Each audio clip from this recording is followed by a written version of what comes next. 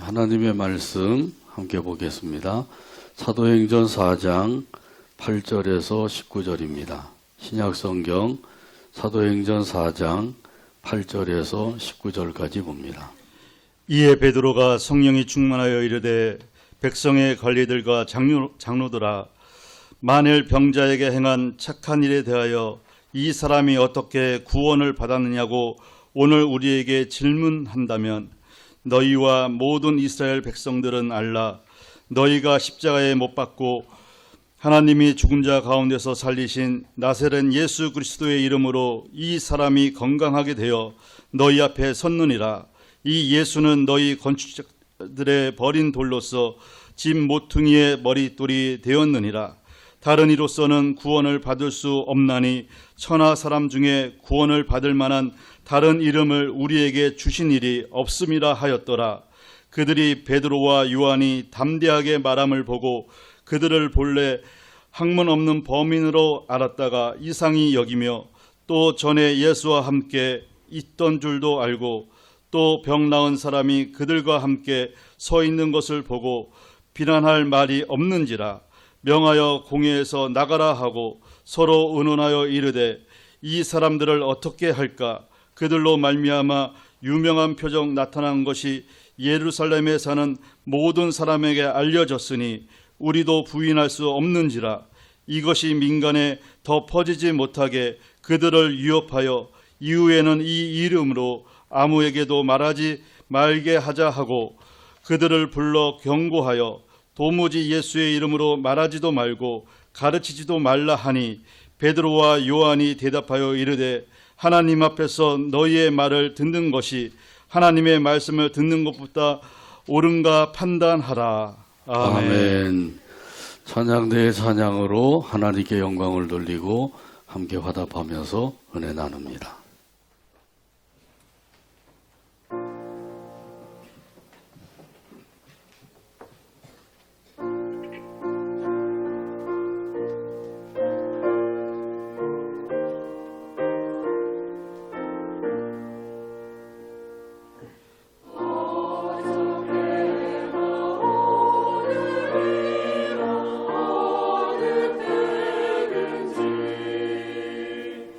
영원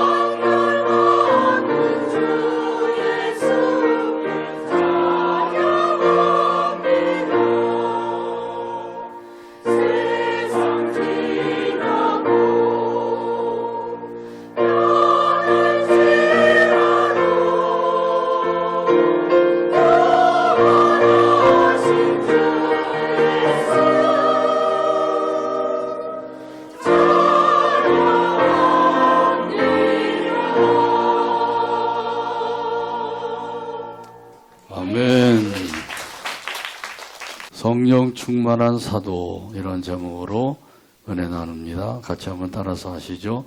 성령 충만한 사도. 아프리카 서부에 있는 라이베리아라고 하는 작은 나라가 있습니다. 인구가 약 300만 명 정도밖에 되지 않는 나라입니다. 이 라이베리아 바닷가 마을에 존이라고 하는 젊은이가 살고 있었습니다. 그런데 어느 날 그 집 근처에 있는 나무에 벼락이 떨어졌습니다. 그것을 보고 이 존이 정신을 잃고 쓰러졌습니다. 그렇게 정신을 잃고 쓰러져 있다가 사흘 만에 깨어났습니다. 그런데 그 일이 있은 후에 얼마 안 되어서 꿈을 꾸었는데 그 꿈속에서 하나님의 음성을 들었습니다. 이제부터는 미신을 버리고 그리스도를 믿어라. 그리고 믿는다고 하는 표시로 예배당을 지어라. 이런 하나님의 음성을 듣고 이 조은은 며칠 동안 고민을 했습니다. 이 조은이 살고 있는 이 바닷가 마을에는 무당이 많고 미신을 섬기는 사람들이 많았습니다. 그렇기 때문에 틀림없이 이들이 반대를 할 것이다 생각을 하니까 예배당 짓는 것이 겁이 났던 것이죠. 그래도 고민 끝에 하나님의 음성대로 그 예배당을 짓기로 결심을 했습니다. 그리고는 이제 예배당 터를 닦기 시작했어요. 동네 사람들이 물어봅니다. 거기다가 뭘 지으려고 합니까? 예배당을 지으려고 합니다. 그리고 역시 그 사람들이 반대를 하게 된 것이죠. 반대가 얼마나 극심한지 도저히 더 이상 터를 닦을 수가 없었습니다. 그래서 그는 터를 닦는 일을 중단을 하고 금식하며 기도하기 시작했습니다. 이렇게 금식하며 기도한 지 20일째 되던 날 성령의 충만함을 입게 되었습니다. 이 성령의 충만함을 입으니까 용기가 생겼어요. 그래서 예배당을 건축하는 일을 반대하는 그 사람들을 찾아가서 전도를 했습니다. 그런데 놀랍게도 그 반대하던 사람들이 회개하고 건축하는 일을 도와주었습니다. 그래서 이 미신이 성행하던 이 바닷가 마을에 예배당이 세워지게 되었다고 합니다. 할렐루야. 성령의 충만함을 받으면 그러면 놀라운 힘과 새로운 용기가 생기게 됩니다. 오늘 본문에 보게 되면 사도 베드로가 성령의 충만함을 받아서 담대하게 복음을 전했습니다. 오늘 본문 8절에서 말씀합니다. 이에 베드로가 성령이 충만하여 이르되 백성의 관리들과 장로들아. 아멘. 이 사도 베드로가 성령이 충만하여서 외쳤습니다. 백성의 관리들과 장로들아. 여기 백성의 관리는 대제사장을 가리킵니다. 그 당시에는 대제사장이 가야바였고 또 그리고 그의 장인 안나스가 원로 대제사장으로 있었습니다. 그래서 대제사장들이 되는 거죠. 그리고 이제 장로는 12지파에서 뽑은 사람들인데 덕과 경험을 지닌 이런 사람을 뽑았습니다. 이런 그 장로들이 함께 모여 있었어요. 그러니까 대제사장들과 장로들이 함께 모인 산헤드린 공회가 되는 것입니다. 이 산헤드린 공회에서는 그 사회적인 모든 문제를 재판을 하는 곳이었어요. 그래서 그 장소만 해도 매우 위압적이었습니다. 높은 단상 위에 반원형으로 사람들이 빙 둘러 앉아 있습니다. 대제사장과 장로들, 서기관들 이런 사람들이 빙 둘러 앉아 있었어요. 그리고 피고는 그 단상 아래 낮은 자리에 서서 재판을 받는 거예요. 그러니까 그 재판을 받는 자리에 서 있는 이 피고는 서 있기만 해도 주눅이 들 정도가 되는 것이죠. 이런 자리에서 베드로가 직접 그 변론을 하게 된 것이에요. 이러할 때 성령의 충만함을 받아서 그 담대하게 그 변론을 하게 되었다는 것이죠. 성령의 충만함을 받으면 담대함이 생기고 그 담대한 가운데서 이야기할 수가 있는 거예요. 뭐라고 변론을 하게 되었나요? 오늘 본문 9절에서 말씀합니다. 만일 병자에게 행한 착한 일에 대하여 이 사람이 어떻게 구원을 받았느냐고 오늘 우리에게 질문한다면 아멘. 베드로가 재판을 받게 된 것은 병자에게 행한 착한 일 때문이에요. 여기 병자에게 행한 착한 일이라고 그랬는데 여기 병자는 날 때부터 걷지 못하던 사람이죠. 한 번도 걸어본 적이 없는 사람이에요. 그런데 이 사람이 일어나서 걷고 뛰게 되었단 말이죠. 이런 그 병자에게 일어난 일, 행한 일, 그 착한 일에 대해서 그래서 재판을 받게 되었다는 거죠. 사실 이 일에 대해서는 사도행전 3장에 보게 되면 자세히 기록이 되어 있죠. 거기 보면 베드로와 요한이 기도하려고 성전으로 들어가고 있었어요. 근데 성전문에 앉아서 구걸하는 한 사람이 있었죠. 그 사람을 만나게 된 거예요. 그런데 이 사람은 날 때부터 걷지 못하는 사람이었던 것이죠. 그래서 구걸을 하면서 생활을 하고 있었어요. 베드로와 요한이 성문 안으로 들어오니까 한 푼을 얻을까 해서 베드로와 요한을 바라보게 된 거죠. 그럴 때 베드로가 그 사람의 오른손을 붙잡아서 이렇게 외쳤습니다. 사도행전 3장 6절에 말씀합니다. 베드로가 이르되 은과 금은 내게 없거니와 내게 있는 이것을 내게 주노니 나사렛 예수 그리스도의 이름으로 일어나 걸으라 하고. 아멘. 아멘. 나는 은과 금은 없다. 내게는 줄 돈이 하나도 없다. 주머니에 돈이 없었던 모양이에요. 그러나 내게 있는 것이 있다. 그것이 뭐예요? 나사렛 예수라는 거죠. 나는 돈은 없지만은 나사렛 예수가 있다. 그러니까 나사렛 예수 그리스도의 이름으로 일어나 걸어라. 그렇게 말을 하면서 오른손을 붙잡아서 일으킬 때에 그 걷지 못했던 사람이 일어나서 걷게 되었다는 사실이죠. 너무나도 좋아서 그래서 그 걷기도 하고 뛰기도 하고 그러면서 하나님을 찬송을 하게 된 것이에요. 할렐루야. 아멘. 얼마나 좋았겠어요. 날 때부터 한 번도 걸어보지 못했는데 이제 비로소 걷게 되었으니 얼마나 좋았겠냐 말이죠. 이것을 보고 그 성전에 기도하러 왔던 많은 사람들이 놀랍게 여겼어요. 아니 세상에 이런 일이 다 있는가? 도대체 어떻게 이런 일이 일어날 수가 있는가? 그러면서 놀랍게 여긴 거죠. 그러니까 그때 걷게 된 사람이 베드로와 요한을 붙들게 된 것이죠. 이 사람이 나를 고쳐주었습니다. 그러니까 사람들이 베드로와 요한을 보고 몰려들기 시작했어요. 이때 이제 베드로가 이야기한 거죠. 또 외쳤어요. 사도행전 3장 16절에 말씀합니다. 그 이름을 믿음으로 그 이름이 너희가 보고 아는 이 사람을 성하게 하였나니 예수로 말미암아 난 믿음이 너희 모든 사람 앞에서 이같이 완전히 낫게 하였느니라. 아멘. 아멘.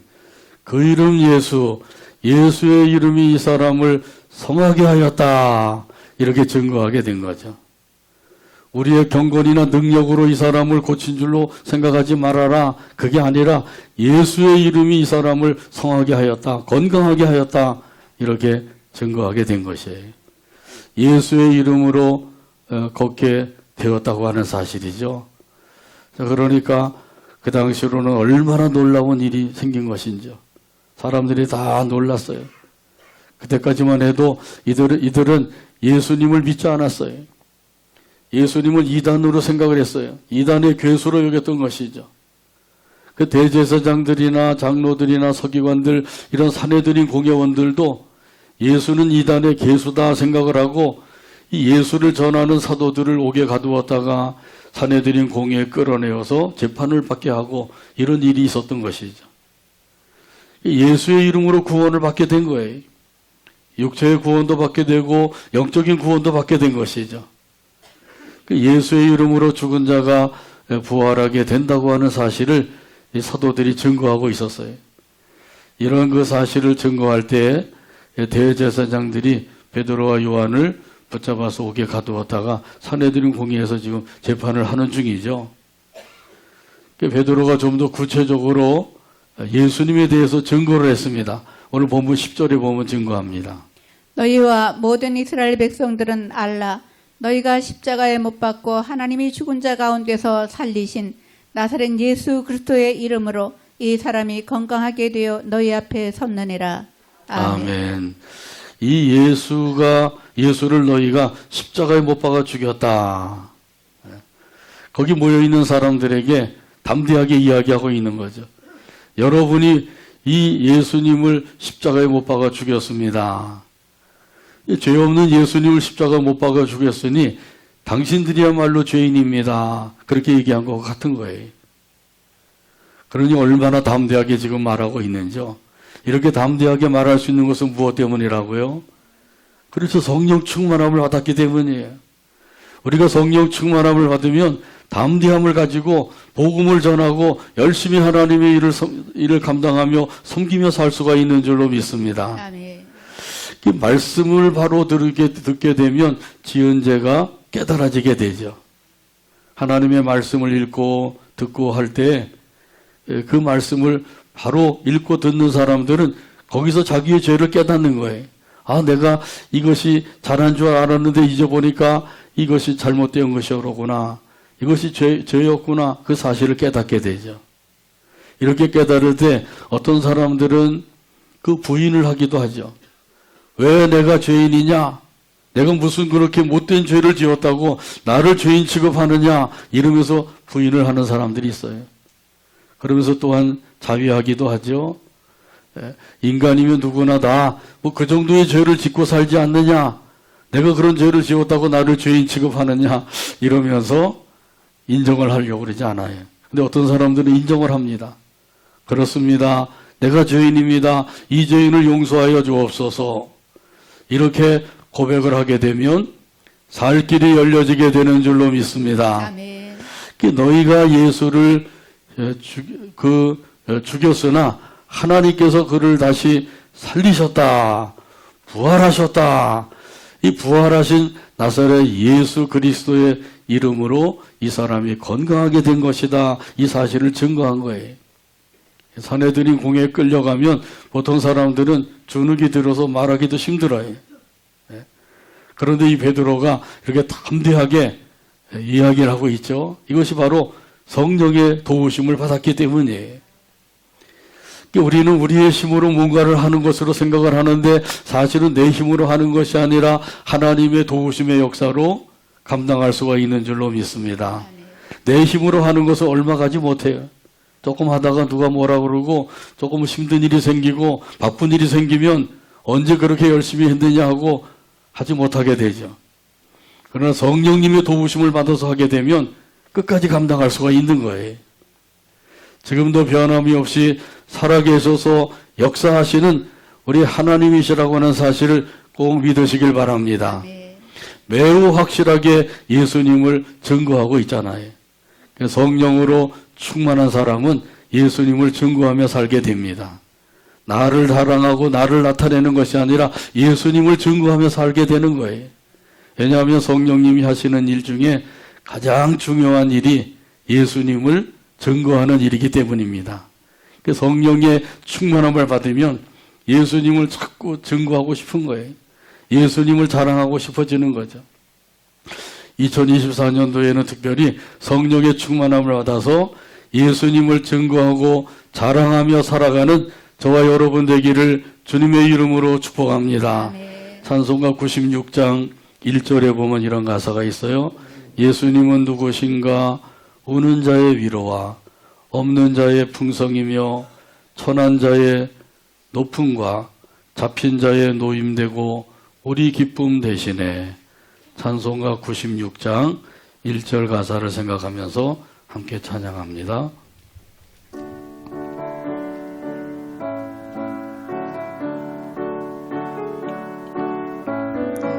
예수님은 누구신가? 예수님은 누구신가? 우는 자의 위로와 우는 자의 위로 없는 자의 풍성이며 없는 자의 풍성이며 천한 자의 높음과 천한 자의 높음과 잡힌 자의 노임되고 잡힌 자의 우리 노임되고 기쁨 대신에 기쁨 대신에. 아멘. 우리가 믿고 섬기는 예수님은 어떤 분이시라고요? 슬퍼서 우는 자들에게 위로자가 되십니다. 또 없는 것을 채워주시는 풍성하신 분이십니다. 아멘. 또 낮고 천한 사람들을 하늘 꼭대기까지 높여주시는 분이십니다. 아멘. 그리고 더 나가서 그 어디엔가 얽매여서 살고 있는 사람들에게 참 자유를 주시는 주님이십니다. 아멘.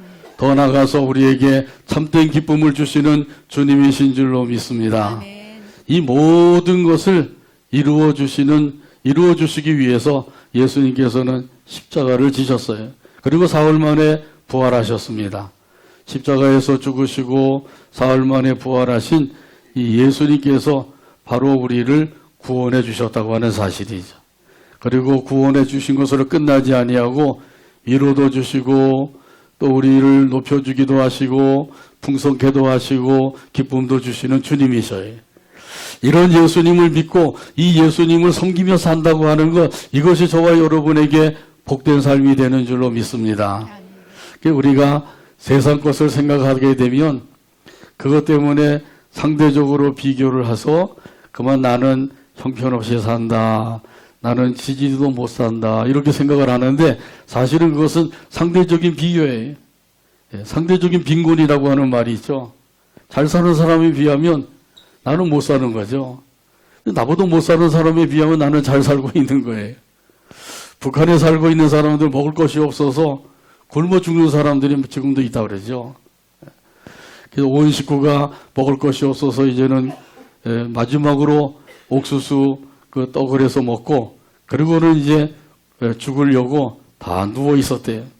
그렇게 4월 동안 누워 있는데 이제는 뭐 일어날 힘도 없고 그런 가운데 있었는데 그래도 그 이모가 찾아와 가지고 그런 사실을 알고 자기가 물건을 사서 장사를 하려고 했던 그 돈을 가지고 그 옥수수 가루를 사 가지고는 그들에게 먹여주고 그래서 그 사람들이 살아서 이 우리나라에 와서 간증을 하더라고요. 아무튼 그렇게 지금도 먹을 것이 없어서 굶어 죽는 사람들이 그렇게 많다는 거예요. 그런 거 생각하면 우리가 그래도 먹고 산다고 생각하면 얼마나 감사한 일인지요. 위를 쳐다보고 살면 항상 불평해야 돼요. 근데 아래를 쳐다보고 살면 감사가 나오는 거죠. 그래서 북한에서 살다가 온 사람들은 여기가 천국이래. 다시 한번 저도 그 얘기를 들으면서 깨닫는 거죠. 아, 내가 지금 천국에 살고 있구나. 천국에 살고 있구나. 그렇게 살고 있으니까 우리는 그거 잘 못 느끼는데 정말 힘들고 어렵게 살다가 온 사람들 여기가 천국이라는 거죠. 예수님께서는 우리를 구원해 주실 뿐만 아니라 우리의 삶을 보살펴 주시고 도와주시고 인도하시고 역사하고 계신다고 하는 사실을 꼭 믿으시길 바랍니다. 이 믿음을 가지고 살게 되기를 바랍니다. 아멘. 우리 이런 예수님을 믿기만 하면 구원받고 영생의 복을 받게 해주셨어요. 그래서 믿기만 하면 되는 것이죠. 이 모든 것을 믿는다고 하는 것은 얼마나 큰 은혜인지 몰라요. 자, 그런데 지금도 이렇게 복음이 전파되는데도 불구하고 믿지 않는 사람들이 많죠. 우리 하나님의 은혜는 충만한 은혜요 넘치는 은혜인 줄로 믿습니다. 아멘. 아직까지도 믿지 않는 사람들이 많은 걸 생각하면 우리가 그 중에서도 택함을 받아서 예수님을 믿고 이 믿음 안에 산다고 하는 것, 그 역시 또 감사한 일이죠. 근데 이것은 예수님 당시에도 마찬가지였어요. 그 당시에 유대인들이 예수님을 믿지 않았던 것이죠. 오늘 본문 11절에 보면 말씀합니다. 이 예수는 너희 건축자들의 버린 돌로서 집 모퉁이의 머릿돌이 되었느니라. 아멘. 유대인들은 예수님을 직접 보았어요. 그리고 직접 말씀도 들었습니다. 그리고 직접 놀라운 능력의 역사도 보았어요. 그럼에도 불구하고 믿지 않았던 거예요. 우리는 보면 믿을 것 같죠? 그런데 유대인들은 그걸 다 보고 듣고 경험을 하고 그랬는데도 불구하고 안 믿은 거예요. 마치 아무 쓸모없는 돌과 같이 취급을 한 거죠. 건축자들이 버린 돌과 같이 여겼던 거예요. 이 돌은 아무 쓸모가 없다. 그래서 건축자들도 쓸모없는 돌이라고 버린 거죠. 자, 그러나 사실은 그게 쓸모없는 돌이 아니에요. 매우 요긴한 돌이란 말이죠. 없어서는 안 될 돌이에요. 그것이 바로 진모퉁이의 머릿돌이요 주춧돌이인 것이죠. 우리 예수님은 모퉁이 돌이요 또 머릿돌이요 주춧돌이 되시는 주님이신 줄로 믿습니다. 아멘. 그 예수님 없이는 집을 지을 수가 없어요. 예수님 없이는 구원을 받을 수가 없는 거죠. 예수님으로 말미암아 구원을 받게 해주셨어요. 예수님 아니고는 구원받을 길이 없는 거예요. 이런 사실을 사도 베드로가 담대하게 증거하고 있어요. 오늘 본문 12절에서 말씀합니다. 다른 이로서는 구원을 받을 수 없나니 천하 사람 중에 구원을 받을 만한 다른 이름을 우리에게 주신 일이 없음이라 하였더라. 아멘. 다른 이로서는 구원을 받을 수 없다. 그러면 어떻게 구원을 받는다고요? 오직 예수의 이름으로만 구원을 받는 줄로 믿습니다. 아멘. 이 구원을 받을 만한 다른 이름을 우리에게 주신 일이 없다고 분명히 말씀하시죠. 예수의 이름으로만 구원받게 하셨어요. 어떤 사람들은 이렇게 말을 합니다. 뭐 길이 여러 길이 있는 것이지 꼭 그 길밖에 없다고 하는 것은 너무 독선적이 아니냐 이렇게 이야기하기도 하죠. 그래서 길이 달라서 그렇지 여러 길이 있는 것이다 이야기하는 사람들은 오지랖이 아주 넓은 사람으로 취급을 하고 오직 예수님으로만 구원받아야 된다. 구원받을 길은 오직 예수님밖에 없다. 이렇게 얘기하는 사람은 아주 편협한 사람으로 취급을 하죠. 석가를 통해서 가는 길도 있고 공자를 통해서 가는 길도 있고 뭐 소크라테스를 통해서 가는 길도 있고 마음의 틀을 통해서 가는 길도 있다. 그중에 예수님을 통해서도 가는 길이 하나가 있다고 생각을 하는 거죠.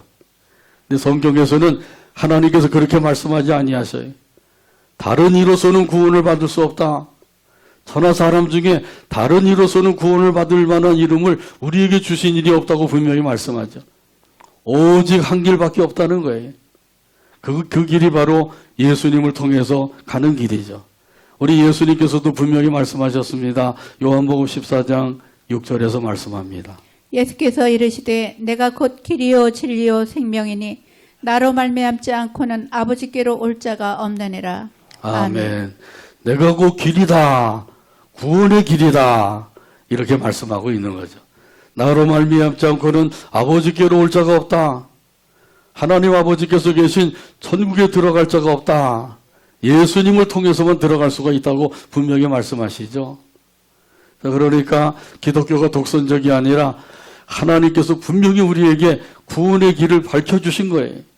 이 길만이 구원의 길이다. 이렇게 우리에게 가르쳐주고 계신 거죠. 하나님의 말씀을 떠나서 자기 생각대로 이 길도 있고 저 길도 있고 이렇게 얘기하는 것은 그건 잘못된 것이라는 거죠.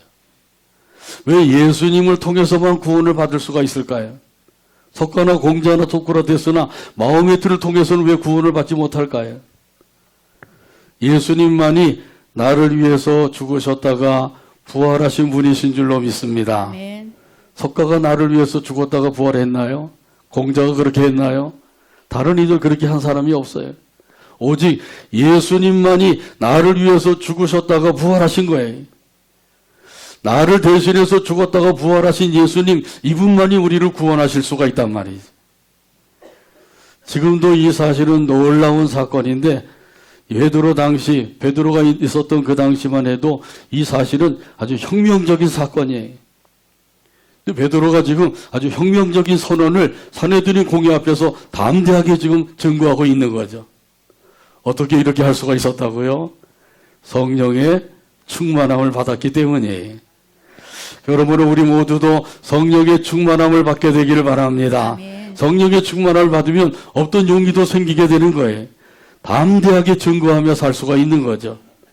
그러므로 우리 예수님을 담대하게 증거하며 살려면 다른 방법이 없어요. 성령의 충만함을 받으면 됩니다. 그래서 2024년에는 성령 충만함을 받아서 담대하게 살아가게 되길 바랍니다. 아멘. 승리의 삶을 살게 되길 바랍니다. 아멘. 은혜 충만한 삶을 살게 되길 바랍니다. 아멘. 이 베드로가 성령으로 충만하여서 또 담대하게 증거를 하니까 그 어떤 반응이 생겼어요? 그러니까 사내들인 공회원들이 의논하기 시작한 거죠. 오늘 보면 13절에서 14절에 말씀합니다. 그들이 베드로와 요한이 담대하게 말함을 보고 그들을 본래 학문 없는 범인으로 알았다가 이상히 여기며 또 전에 예수와 함께 있던 줄도 알고 또 병 나은 사람이 그들과 함께 서 있는 것을 보고 비난할 말이 없는지라. 아멘. 아멘. 그 베드로가 말하는 것을 듣고 이상하게 여겼다 그랬어요. 아니 본래 저 사람들은 배우지 못한 아주 무식한 사람인 알았는데 어떻게 저렇게 성경을 잘 알고 성경을 저렇게 잘 풀어서 이야기할 수가 있을까? 더 이상 비난할 말이 없었다 그러죠. 그러니까 이 종교 지도자들이 베드로 한 사람을 이기지 못한 거예요. 참으로 놀라운 일이 생긴 거죠. 베드로와 요한을 내보내고 자기끼리 서로 의논을 했어요. 의논을 해서 결정을 내렸는데 어떤 결정을 내리게 되었나요? 오늘 본문 17절에서 말씀합니다. 이것이 민간에 더 퍼지지 못하게 그들을 위협하여 이후에는 이 이름으로 아무에게도 말하지 말게 하자 하고. 아멘. 이 일이 민간에 더 이상 퍼지지 못하게 하자. 퍼지는 것을 지금 두려워하고 있는 거죠. 퍼지지 못하게 하기 위해서 어떤 방법을 사용했어요? 위협하는 일을 하게 된 거죠.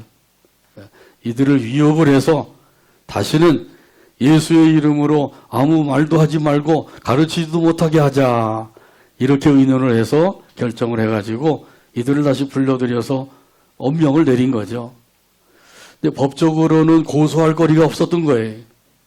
법적으로 고소할 거리가 있었다고 하면 이들이 그 법을 법적으로 고소를 해서 그 사도 베드로와 요한을 다시 오게 가두고 한번 더 사형 언도도 내리고 빌라도에게 끌고 가서 예수님처럼 사형 집행을 요구하고 이랬을지도 모른단 말이죠. 그런데 법적으로는 고소할 거리가 하나도 없었던 거예요. 이런 것이 없으면 어떻게 해야 돼요? 이런 것이 없으면은 사과하고 풀어줘야 되는 거죠. 근데 그렇게 하지 아니하고 위협을 했다고 하는 거예요. 이렇게 위협을 했다고 하는 것은 불의한 방법을 사용했다는 것이죠. 자기가 가지고 있는 그 권세, 권력을 이용을 해서 위협을 해서 이들을 내보내게 되었다는 거예요. 다시는 예수의 이름으로 아무 말도 하지 말고 가르치지도 말아라. 이 권력을 남용하게 된 것이죠. 사람이 크고 작은 그 권력을 얻게 되면 뇌의 구조가 바뀐다고 합니다. 참으로 신기한 일이죠. 해부학적으로도 뇌의 구조가 바뀐 것을 알 수가 있대요. 그러니까 이럴 때에는 이런 사람들이 그래도 겸손하게 그 일을 잘 하려고 하면 겸손의 채찍으로 자기 자신을 채찍질해야 돼요. 그러지 않으면 쉽게 교만에 빠지고 마는 것이죠. 권력을 잡기 전에는 잘했는데 권력을 조금이라도 가지게 되면 그 권력을 이용을 해서 남용을 하고 이렇게 해서 오히려 하나님의 일을 그르치는 그런 일들도 많이 있다는 거예요. 이 뇌의 구조가 바뀌어서 그렇다 그래요. 그러니까 이렇게 된 상태에서는 겸손하게 하나님의 뜻을 따라서 일하려면 자기의 겸손의 채찍으로 자기를 채찍질해야 된다는 거죠. 힘을 남용하게 된다고 하는 거예요. 사도는 위협을 받을 때 어떻게 했다고요? 굴하지 않았어요. 오히려 담대하게 복음을 전하게 되죠. 예수님을 증거하게 된 거예요. 이렇게 할 수 있었던 것은 성령의 충만함을 받았기 때문입니다. 우리가 성령의 충만함을 받으면 사도 베드로와 요한처럼 이렇게 담대하게 예수님을 증거하며 살 수가 있어요. 그리고 2024년 한 해도 담대하게 살아갈 수가 있는 거죠. 이런 의미에서 여기 본문 19절 말씀 찾아서 같이 한 목소리를 읽고 오늘 말씀을 맺습니다. 베드로와 요한이 대답하여 이르되 하나님 앞에서 너희의 말을 듣는 것이 하나님의 말씀을 듣는 것보다 옳은가 판단하라. 아멘. 기도합니다. 하나님 아버지 감사합니다. 오늘도 사랑해 주시고 이끌어 주셔서 아버지 앞에 나와 영광을 돌리게 하여 주시고 말씀을 받게 하여 주시니 감사합니다. 주신 말씀이 우리 마음판에 새겨지도록 성령님이 역사해 주시고 생활 가운데 말씀이 생각이 나서 그 말씀 따라 살아가는 우리 모두가 되게 하여 주옵소서. 무엇보다도 우리 복종교회 모든 성도들이 성령 충만함을 받아서 담대하게 살아가도록 은혜를 베풀어 주시옵소서. 예수님의 이름으로 기도하옵나이다. 아멘.